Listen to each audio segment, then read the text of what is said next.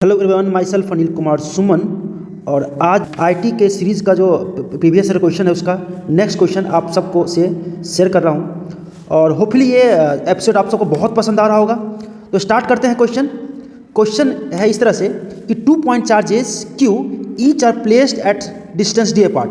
That means दो charges है, इस तरह से दो चार्जेज है और दो चार्जेस को प्लेस किया गया है कुछ डिस्टेंस पर डी अपार्ट।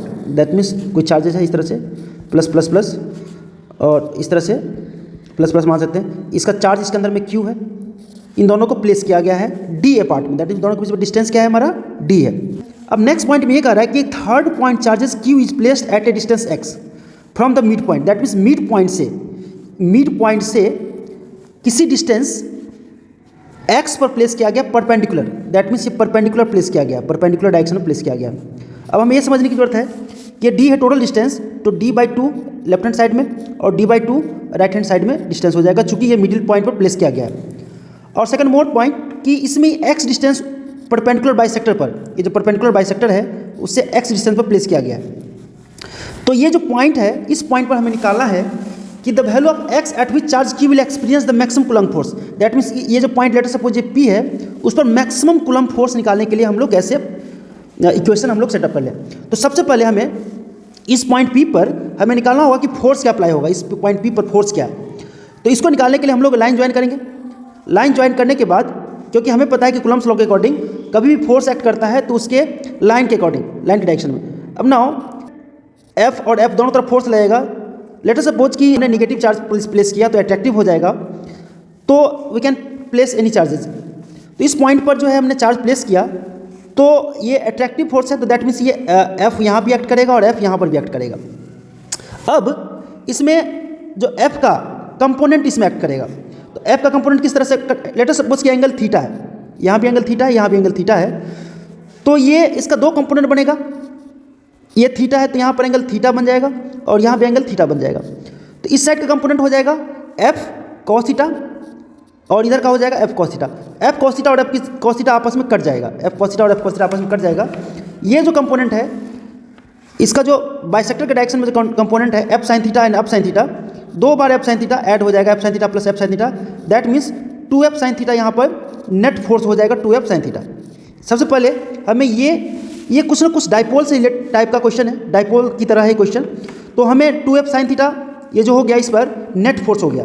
अब इसको हम लोग सिंप्लीफाई करेंगे, F net equal to 2f sine theta, that means 2f और साइन थीटा की जगह हम लोग इक्वेशन पुट करेंगे परपेंडिकुलर ये राइट एंगल ट्रायंगल में। तो ये हो जाएगा p/h, दैट मीन्स इसके अंदर में h का वैल्यू हो जाएगा, ये जो वैल्यू हो जाएगा हमारा, ये value that is the under root में r स्क्वायर अब plus D square by two, R square plus D square by two, ये जो हो जाएगा हमारा, ये डिस्टेंस h हो जाएगा। दैट मीन्स ये हमारा इक्वेशन बन गया 2f perpendicular, that means x upon hypotenuse, that means under root में r square plus x square, under root में r स्क्वायर अब प्लस एक्स स्क्वायर। इसके बाद इसका जो वैल्यू हम लोग फाइंड आउट करेंगे, कूलम्ब्स लॉ के थ्रू फोर्स निकालेंगे। तो फोर्स का फॉर्मूला होता है k q1 q2 upon r square. That means k q1 की जगह आ जाएगा q और q2 की जगह हो जाएगा q और r स्क्वायर की जगह हो जाएगा under root r square plus x square का whole square, that means r square plus x square. और यहाँ पर x ऑलरेडी है, x अपॉन अंडर रूट में r square plus x square.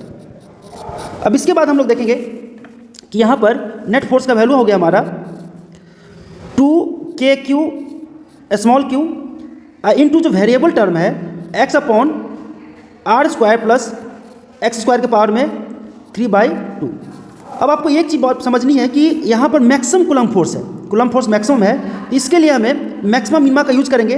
That means we can say इसके लिए condition होता है कि मैक्सिमम मिनिमा का पॉइंट निकालने के लिए df/dx का जो वैल्यू होना चाहिए जीरो के इक्वल होना चाहिए, df/dx का वैल्यू हमारा जीरो के इक्वल होना चाहिए फॉर मैक्सिमम मिनिमा, ये पॉइंट ध्यान रखना है। तो इसको हम लोग सॉल्व करने के बाद ये कह सकते हैं कि that means differentiation of x upon r square plus x square के पावर 3/2 का जो वैल्यू होना चाहिए जीरो के बराबर है। दैट मीन्स अच्छा हमें ये समझना है कि यहाँ पर जो है r हमने d/2 लिया हुआ है, ये हमें कंसीडर करना है कि यहाँ पर r की जगह हमने d/2 लिया हुआ है, r का हम लास्ट में पुट कर देंगे r की जगह d/2। अब डिफरेंशिएशन x बाई वाई के फॉर्म में है, इस तरह से करने के बाद हम लोग पता करेंगे कि नीचे जो हो जाएगा u/v के टर्म में r square plus x square के पावर 3/2 है, तो नीचे का स्क्वायर हो जाएगा और ऊपर में जाने के बाद ये बन जाएगा x को छोड़ के और जो नीचे वाला टर्म को डिफ्रेंशिएट करते हैं, दैट मीन्स ये हो जाएगा 3/2 r² प्लस एक्स स्क्वायर के पावर 3/2 अब -1। दैट मीन्स x को छोड़ दिया और जो नीचे वाला से ऊपर टर्म आया उसको हमने क्या कर दिया, डिफ्रेंशिएट कर दिया। माइनस सेकेंड टाइम्स में r² प्लस एक्स स्क्वायर के पावर 3/2 जो है उसको एज इट इज हमने छोड़ दिया और x का डिफ्रेंशिएशन हो गया यहाँ 1। अच्छा, इसमें एक चीज़ और ध्यान देना है हमें कि इस टर्म में एक्स स्क्वायर का भी डिफ्रेंशिएशन होगा जो 2x के इक्वल हो जाएगा। एक्स स्क्वायर का डिफ्रेंशिएशन 2x के इक्वल है, क्योंकि यहाँ पर दो वेरिएबल, इसके अंदर में डिफ्रेंशिएशन एक्स स्क्वायर का भी सेकंड टर्म में जो डिफ्रेंशिएशन हो जाएगा। इसके बाद डिफ्रेंशिएशन करने के बाद हम लोग फाइंड आउट करते हैं क्या कि दैट मीन्स ये नीचे वाला टर्म तो 0 हो जाएगा, चूंकि इसका वैल्यू 0 है तो ये मल्टीप्लाई करके 0 हो जाएगा। और ये सॉल्व करने के बाद कह सकते हैं कि 3/2x इंटू ये x और ये x मल्टीप्लाई करके, अच्छा ये 2 से 2 कट जाएगा तो हम लोग 2 को हटा सकते हैं, 3x स्क्वायर, 2 से 2 कट गया 3x स्क्वायर।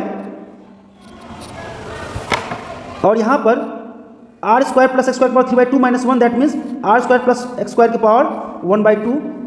ये माइनस चूंकि यहाँ पर 0 है तो ये वाला टर्म उस साइड राइट हैंड साइड जाने के बाद बन जाएगा r² प्लस एक्स स्क्वायर के पावर में 3/2। अब हम लोग इसको देख सकते हैं क्या कि 3x स्क्वायर हो जाएगा हमारा equal to 3x square equal to, जब इस टर्म को हम लोग इस साइड ले जाएंगे तो r² प्लस एक्स स्क्वायर के पावर में 3/2 -1 हो जाएगा, 3/2 और -1। दैट मीन्स ये हो जाएगा 3x स्क्वायर इक्वल टू 3/2 -1 हो जाएगा 1, यहाँ पर 1 हो जाएगा।